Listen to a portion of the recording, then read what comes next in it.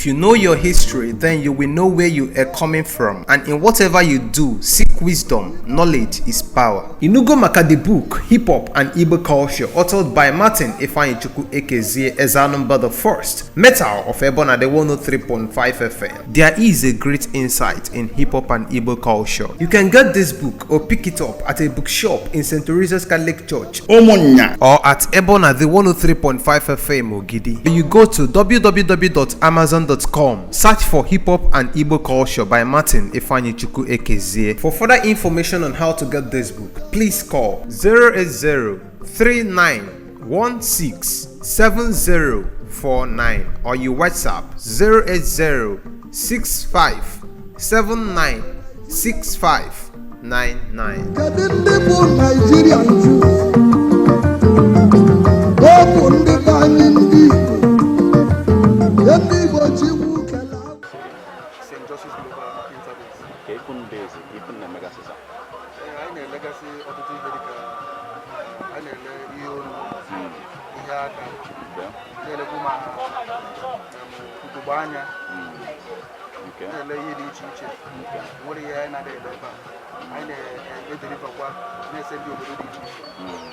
Onwe nke afọ a na-eti maneze dịgị n'azụ and all of that nwee ike ịkọwasịla ọhaneze ihe abụghị ka na-etinye n'eze ka bụ reasons ụmụ nwaanyị etinye n'eze sakịta na-etinye n'eze fashion ka fashion na-etinye n'eze enwere ọtụtụ n'ime ha ọ dị iche iche.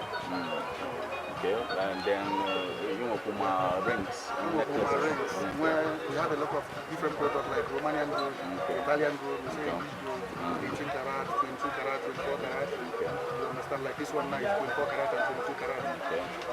So we sell all these things. We sell at affordable prices.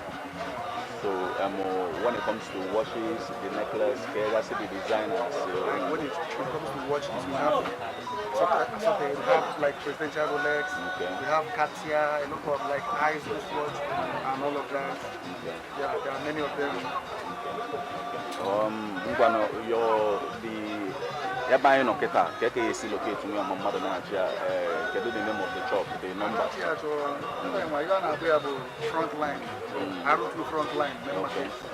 Now all this is non-bank about arrow to 250. Okay. Front line. Number. Okay. You want to take phone number say you want to listen. I want them now. I can like 081 0122 1189. Okay. Or 070 3500 7300. Okay. Man, thank you so much for speaking to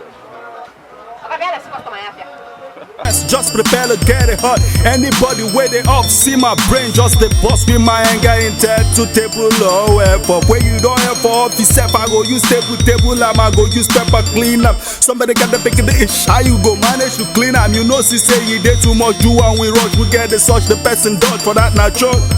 You know, MTL the bomb, Martin Ifeanyichukwu Gregory here, Ezanumba the First. Now we blaze, get it on, get.